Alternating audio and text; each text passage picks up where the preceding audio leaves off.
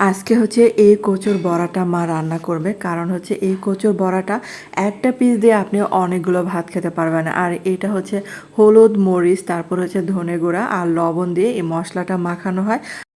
আর আমরা যে বেগুন ভাজা খাই সেরকম করে আর কি ভেজে নিতে হয়। আর এটা হচ্ছে একটু মশলা দিয়ে ভেজে নিলে খেতে অনেক ভালো লাগে।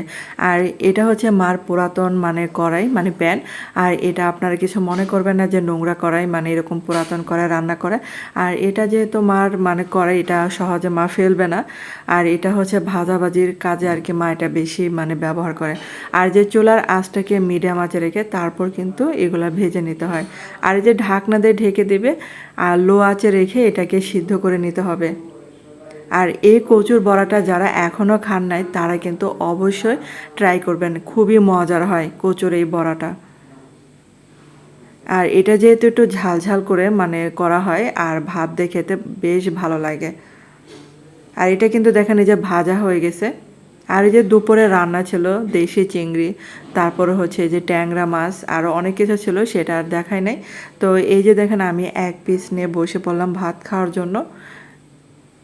আর এটা হচ্ছে এক পিস দিয়ে আপনি অনেকগুলো ভাত খেতে পারবেন। আর বেগুনের এই মশলাদার ভাজাটা আমাদের বাসায় মানে সব সময় প্রায় করা হয়। যখনই কচু কিনে নিয়ে আসে তখনই কিন্তু এরকম কচুর বড়া আমাদের খাওয়াই হয়। তো আমাদের বাসায় অনেক কমন একটা এবং জনপ্রিয় একটা খাবার। আর এই যে একটা লেবু নিয়েছিলাম।